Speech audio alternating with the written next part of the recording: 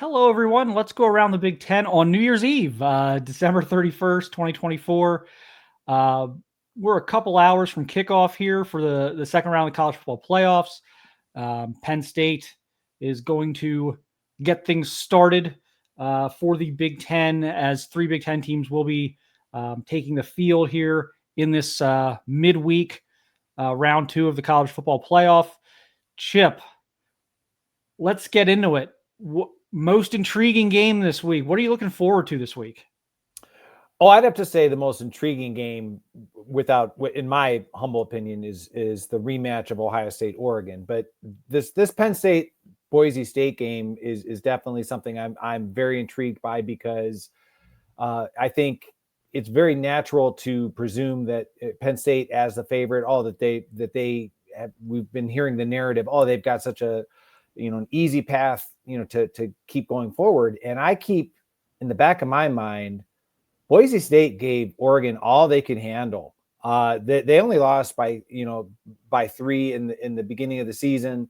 And so for all of the talk that Penn State is going to roll over Boise State, I think that's kind of misguided. And yes, I believe Penn State's defensive strategy is going to be, all right, we're going to try and put all of our efforts into slowing down, if not completely neutralizing Ashton Jeanty at running back, which makes sense.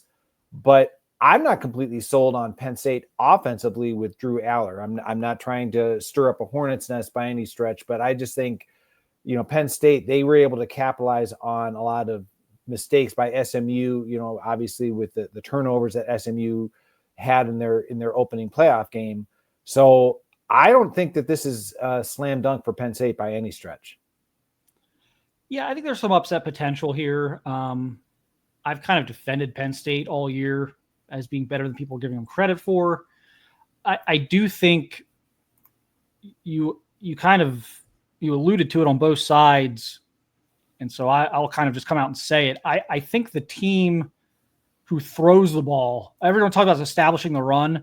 I think the team who can keep some semblance of balance in tonight's game is going to win, because I do think Penn State is equipped to not shut down Jeanty, but to keep him from having one of those like 275-yard nights. I do think they're going to make Boise have to throw the football a little bit. And I think Boise's game plan should be similar on the other end. Let's make Drew Aller beat us. Let's not let Nicholas Singleton and Katron Allen beat us. So to me, whichever quarterback can keep defenses honest in this game tonight, I think is going to win. Chip, you've set the table here for an upset. Are you picking an upset? Who are you picking? I am taking. I'm sorry, I didn't mean to give a false impression that I'm picking an upset. I am going to go with Penn State. However, I do believe this is not going to be nearly the kind of easy, lackadaisical game that I think a lot of people at first glance had. I completely agree with you, Marc, that I think this is going to be the kind of thing where if I'm Boise State, to keep, if I'm Boise State's quarterback Madsen, to kind of keep, like, as you said, to borrow your phrase, like to keep the Penn State defense honest, I think keeping them off balance as much as possible, because if I'm trying to get in the head of Penn State defensive coordinator Tom Allen, I'm gonna put all of my focus and energy into shutting down Jeanty, which is a logical thing, but that to me would make you susceptible to play action passing. I think there's a lot of things that Boise State can do. But my long-winded response to your question is I'm going with Penn State, but I think this is going to be a really good game. And in a great way, not to offend any of our viewers, a great way to end 2024. I've never been a big fan of the whole, and I realize I'm showing my age here, the whole like Dick Clark, Rocky New Year's Eve shows kind of thing.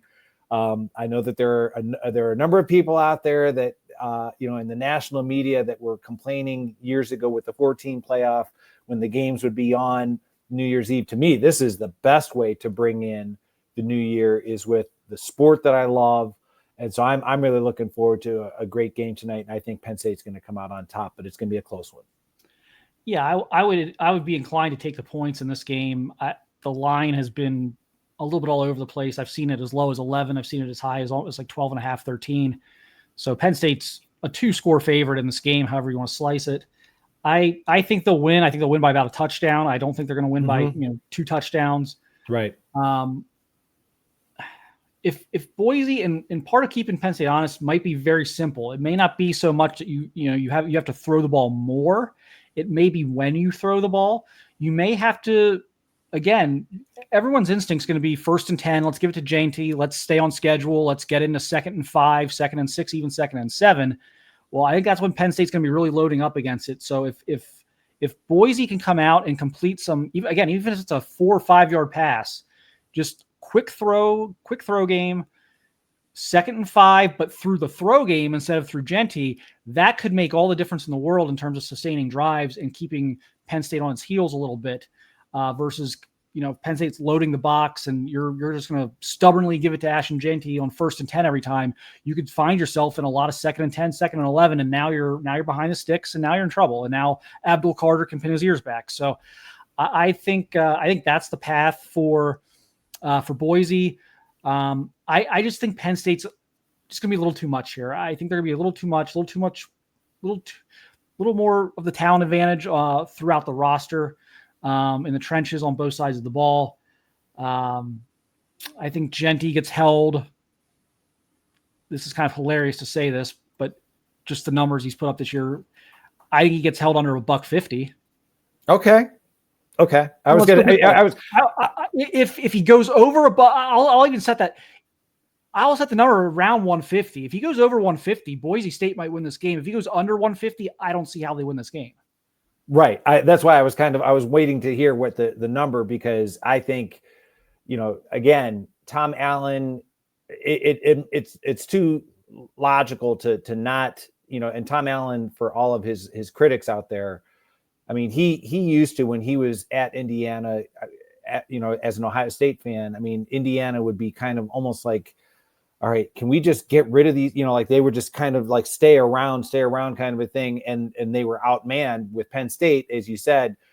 It's like, I think the logical thing is you sell out against the run, and if you're Boise State, like you said, you want to throw on 1st down more often, to kind of keep them off balance. Like you said, it's like, you've got to win 1st down. Like, to me, it's like, the magic number, if I don't care if we're talking about Penn State, Boise State, is if you can come out of 1st down and you are at 2nd and 4, now your whole playbook is completely wide open. I don't care what team we're talking about, because it's like, okay, you've got 2 downs to get 4 yards. That allows you to throw it again, allows you to run it again. It allows for run pass option. I mean, a lot of different things that you can do. So to me, if you're Boise State, if you can win 1st down repeatedly, like you said, and to your point about Jeanty, if you're north of 150, that's when I think, if you're a Penn State fan, you're going to start to kind of look at a little tense. Like, this isn't what we were expecting. And why aren't we playing well? And not to belabor the point, but Drew Aller, sometimes I'm not seeing him respond at, like, I haven't seen him respond well. Maybe it was just that Ohio State, Penn State game, but like when it's like really tight and tense, that for him to kind of carry the team, I think he's more still that game manager. Nothing wrong with that, but I don't see him being able to carry the team if it comes down to crunch time. Yep, and I think fast start, especially for Boise, is important. Don't get yourself in an early 14-0 hole the way SMU did. Penn State's a much more difficult team to play when you're a touchdown behind versus when you're a touchdown ahead. Just the way they can run the ball and grind games out, and the way their defense can attack. So. Get off to a good start, get Jeanty over 150, maybe you win. Maybe you pull this off. But I think Penn State by a touchdown is probably how this is going to play out. Yeah. We'll see. We'll see. I think it's going to be a great game, though. I think it's actually going to be a better game than, everyone wants to talk about. These games aren't competitive enough, like that's part of the formula or something. But I do think we're going to get a great start to the second round. I really do. I'm not so sure about some of the other games this weekend, like Texas, Arizona State, right? But which we'll briefly talk about at the very end. But I do think we're going to get a good start to the midweek. I want to say weekend. It's midweek. I do think we're going to get a good start to this midweek round of games. Okay, so let's dive into. I guess. I mean, do you want to just go with the other two games that don't have Big Ten? Let's do that. Let's get that's fine. the Sugar Bowl done. Sure. And the Peach Bowl done, and then we'll get to like the game of the week, which I think is going to be just a ratings monster tomorrow. But absolutely, let's go Georgia, Notre Dame, Sugar Bowl. This is a pick'em basically in Vegas. The line's like 1. I think is it Georgia -1 right now? That sounds about right. I think, but I mean, it's to your point, I think it's a pick'em game. And I think that's probably, no disrespect to Georgia, I think that's probably because of Carson Beck not being in the game.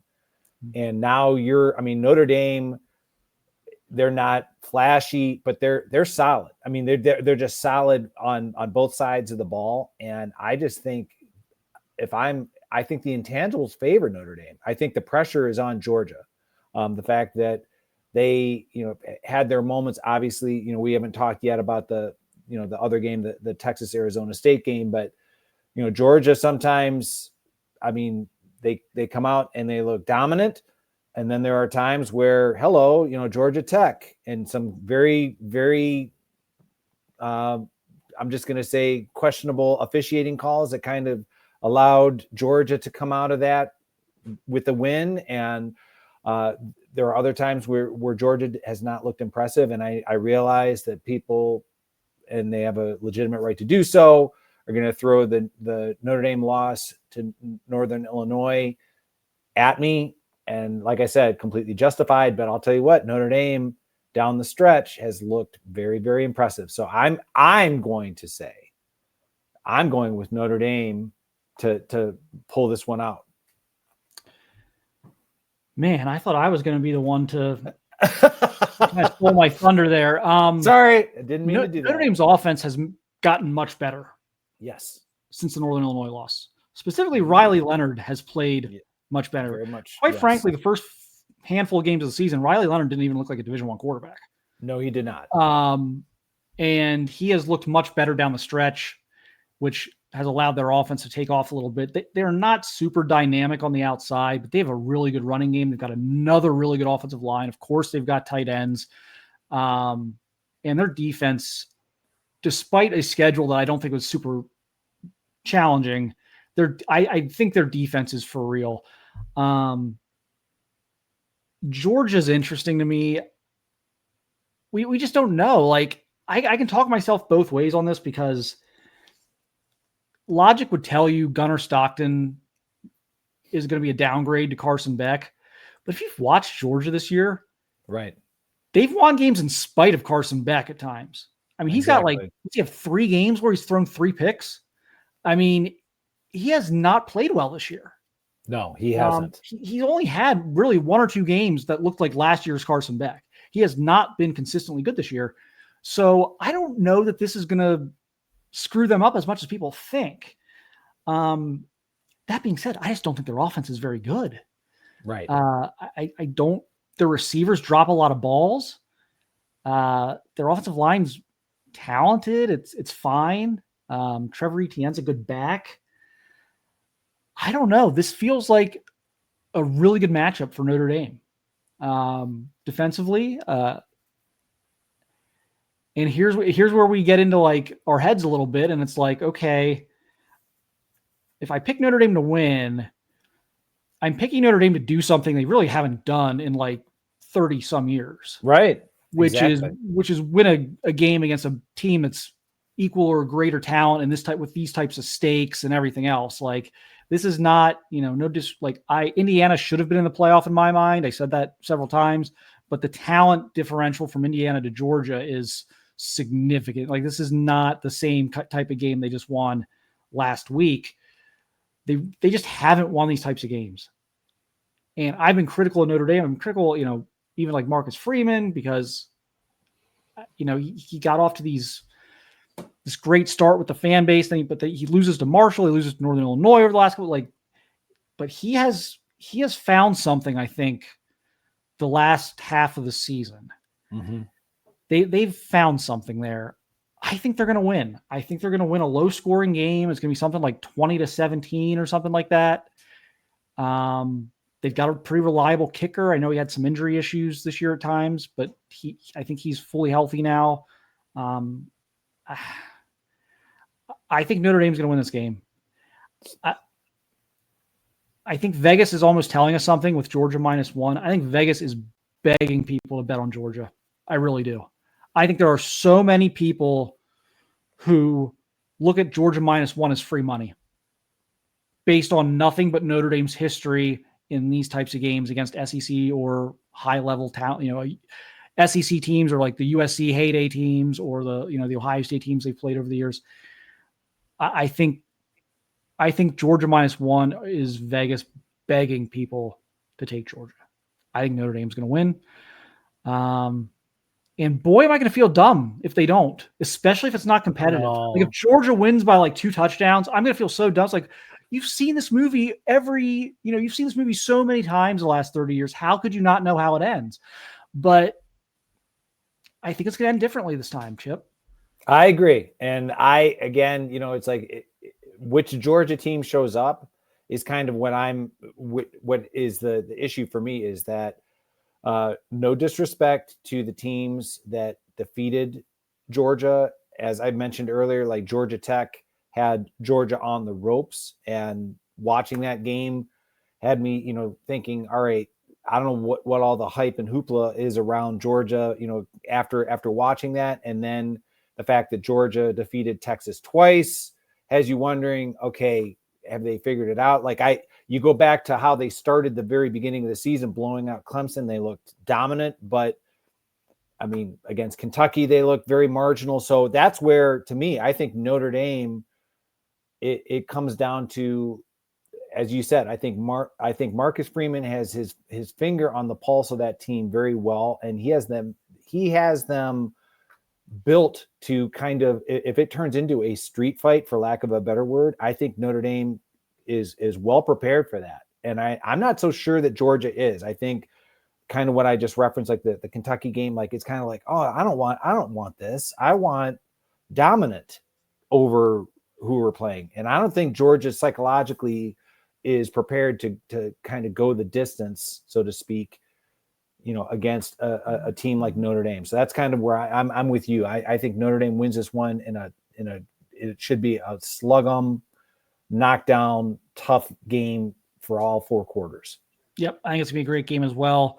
But gonna go to Notre Dame, and my goodness, when we record again on probably Thursday in the aftermath, if they've lost this game and it's non-competitive, I am going to have some crow. I'll be with you then.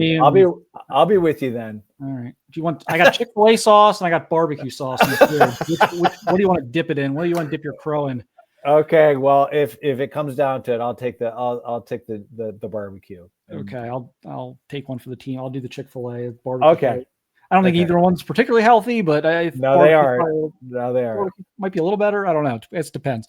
All right. So I expect bookend really good games this week in the playoff.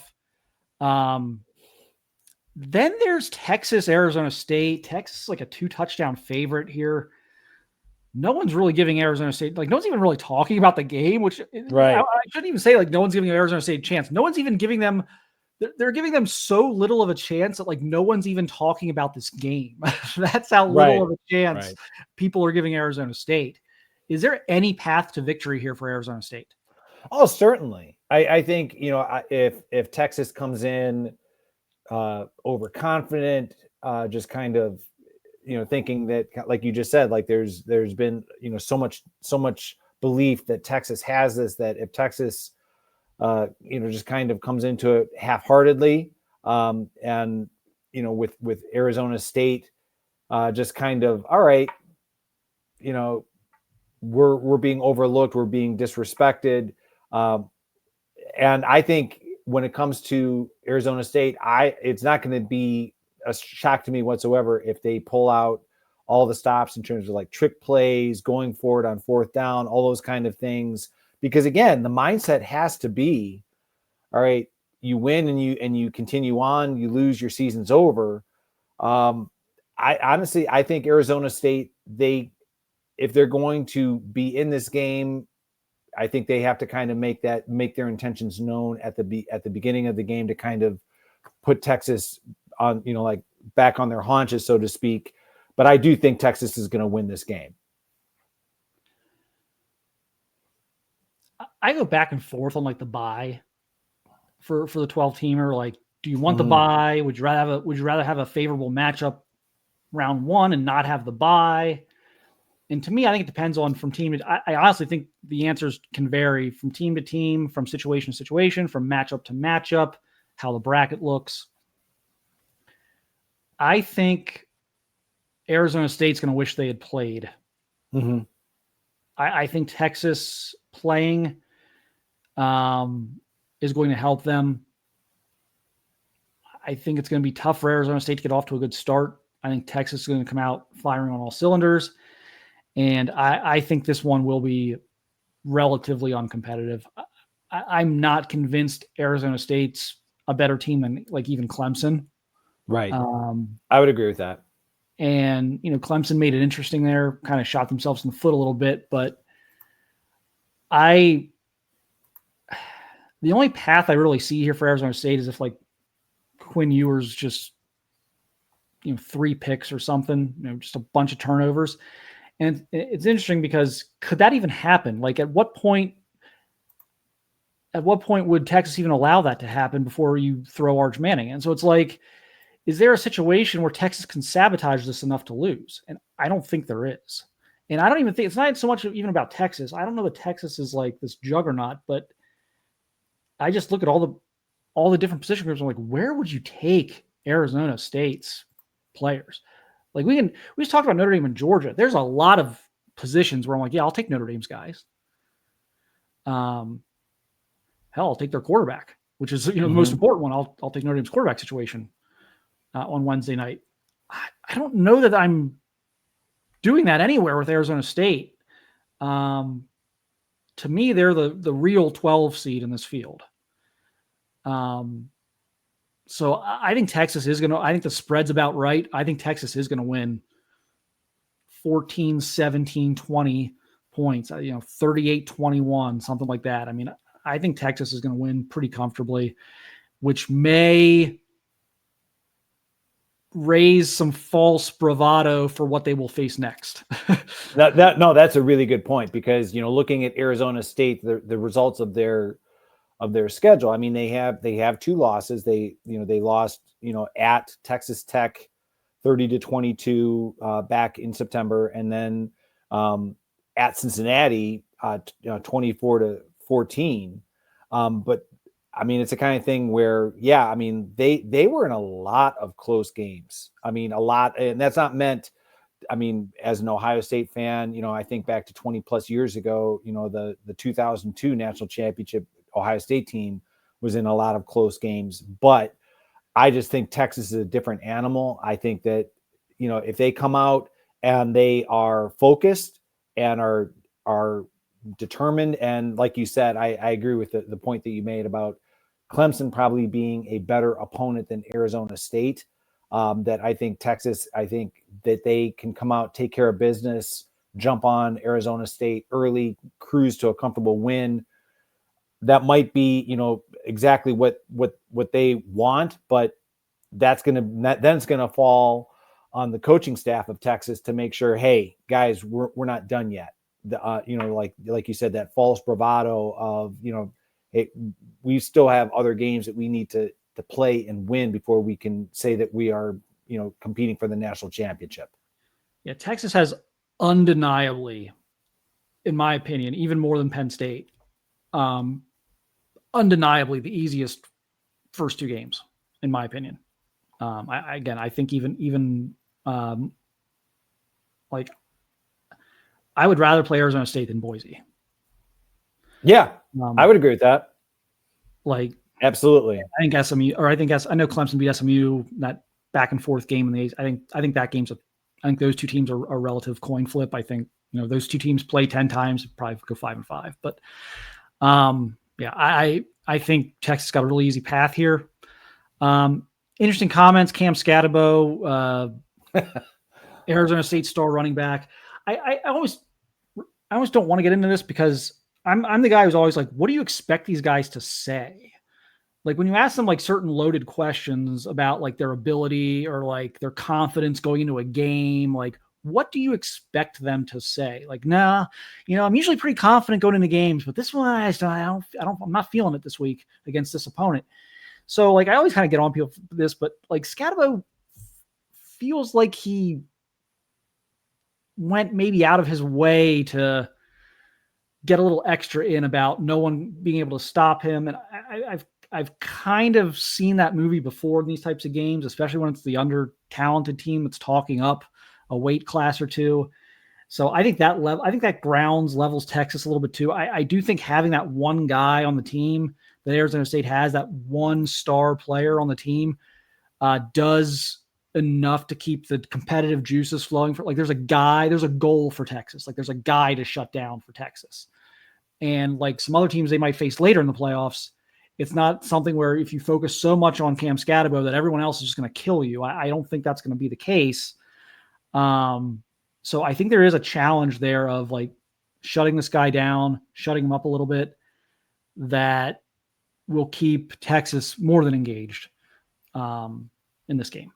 Yeah, and just kind of like another thing besides the Scatabo comments, the common opponent that both Texas and Arizona State faced, to your point about like Texas being able to win comfortably. They both played Mississippi State. With Arizona State, they beat Mississippi State by a touchdown, but Texas won comfortably against Mississippi State. So is that necessarily that transitive property, is that like always the right thing? No, but I think that Texas has the talent to limit, if not completely shut down Scatabo. I think that Texas has the physical nature of both lines of scrimmage to kind of get a comfortable lead. And to your point earlier, I think if I was Texas's coaching staff, it'd be more, okay, like, guys, let's not think that we've got this national championship already won, because there are other games that still have to be played. So it'll be a matter of keeping the respective players' mindsets focused on the task at hand. They come out of this next game with a win. All that said, like if Arizona State does pull this off, the Kenny Dillingham post-game press conference will be, oh my gosh, must-see TV. It will be absolutely must-see TV. So we'll see if they're able to do that. So we have one more game to get to, and It's kind of a big deal. Yes, it is. Oregon and Ohio State. Chip, Oregon, Ohio State, go. Oh, wow. This is something that as soon as the brackets were announced, it's a shame that it's going to be the second game.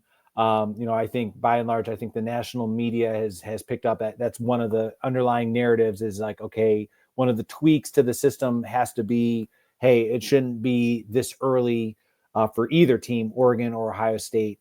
I'll tell you what, I'm thinking, for a team that lost by 1 point at Oregon, despite, we'll just say, in terms of, all right, the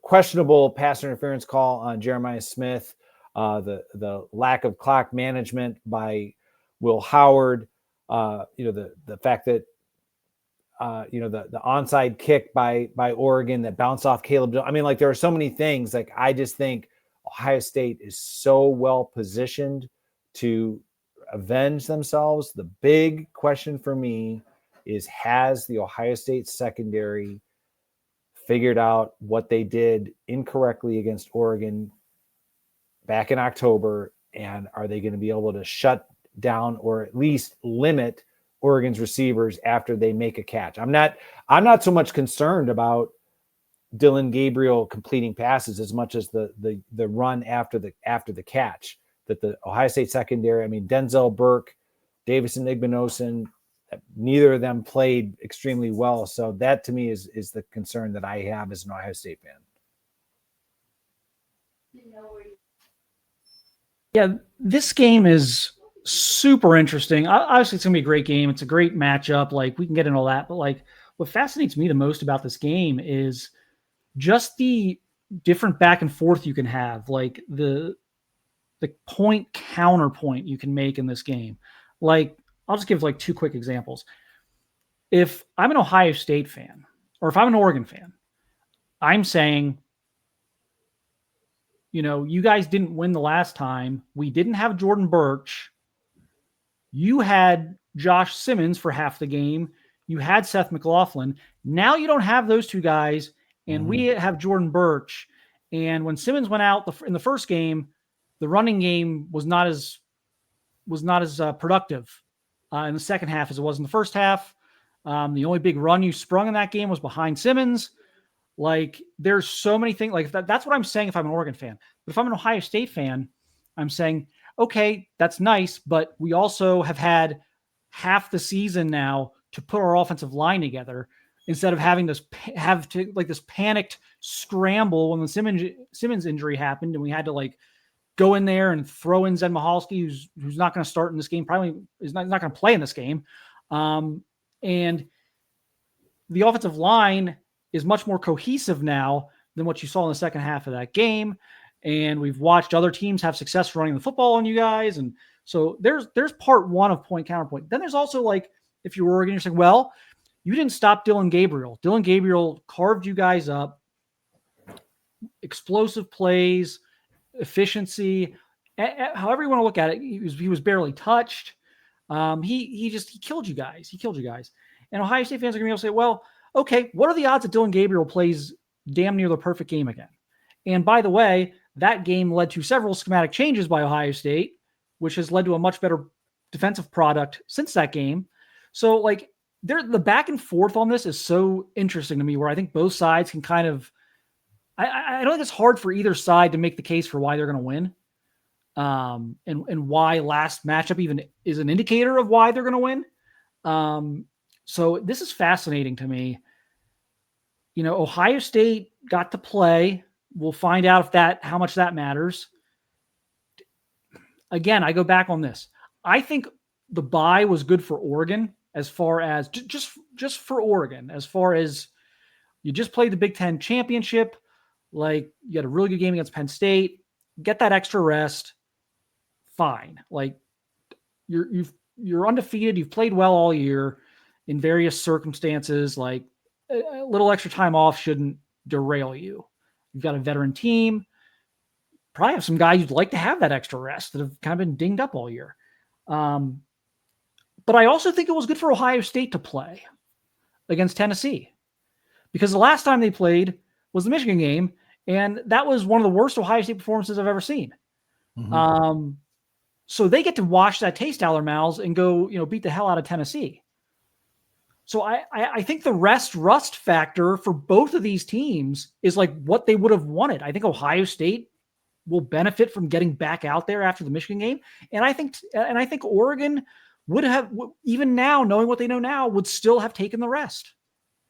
Certainly. And I'll tell you what, I mean, I think to the point that you just raised about Ohio State psychologically, I mean, they needed to, like you said, to get that bad taste out of their mouth. And I mean, just the dominant performance that they put on tape against Tennessee for Oregon to see that, all right, Ohio State, that now granted, they're not as well rested as Oregon, but there's something to be said about the fact, and I'm just, as an Ohio State fan, that sometimes Ohio State coming off bye weeks, they're not always at their sharpest. The fact that they have played more recently than Oregon.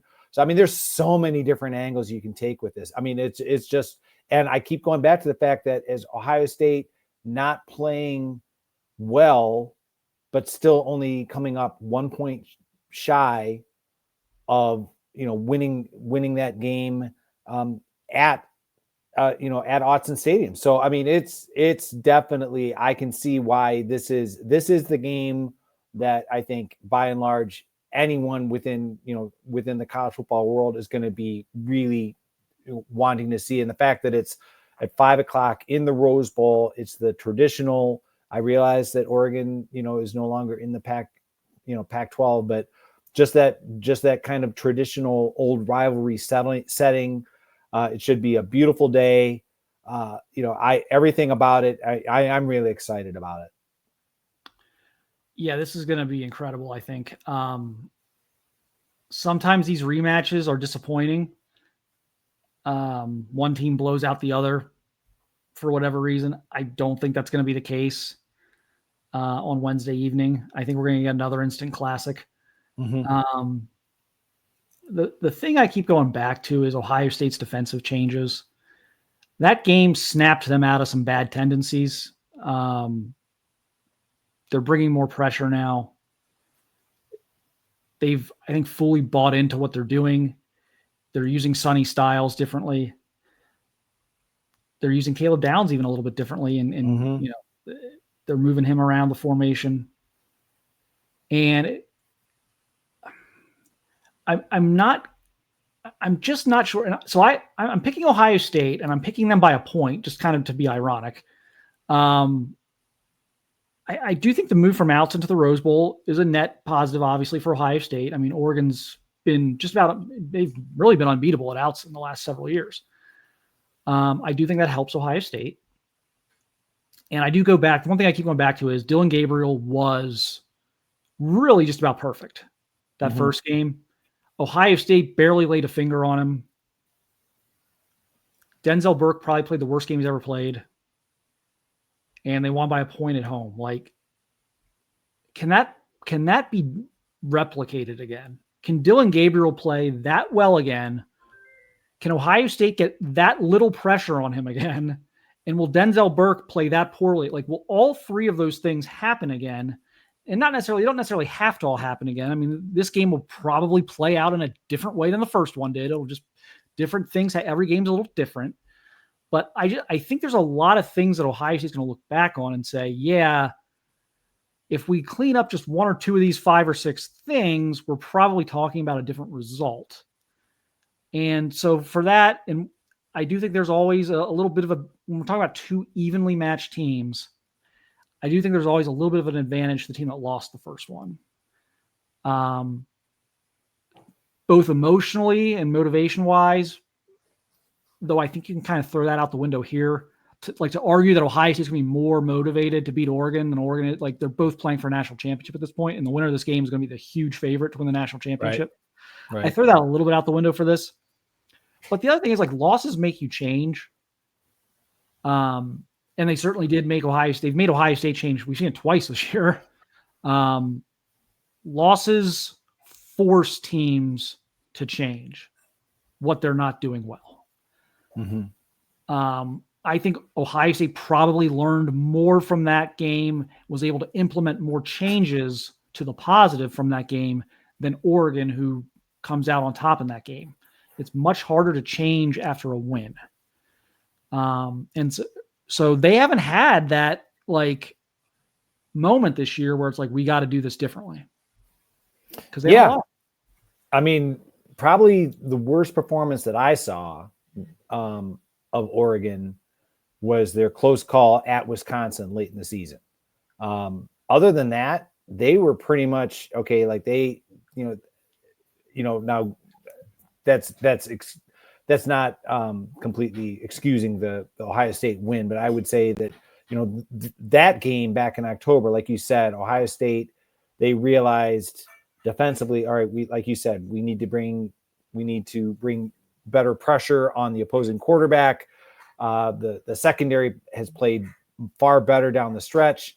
The emergence of Sonny Styles compared to where he was 2 months ago, the emergence of Caleb Downs, as I think just kind of in all facets, not that he played poorly, but I would say that he compared to that game compared to now, I just think like I said, I think the Ohio State defense has made tremendous strides. It's just going to be interesting to see, for me, has the secondary completely cleaned up what was ailing them back in October. To me, that's the big X factor, that until we see him on the field, that I'm just kind of, I don't want to say I'm skeptical, but I'm genuinely curious. Yeah. So like my big two keys are Ohio State generating pressure on Dylan Gabriel.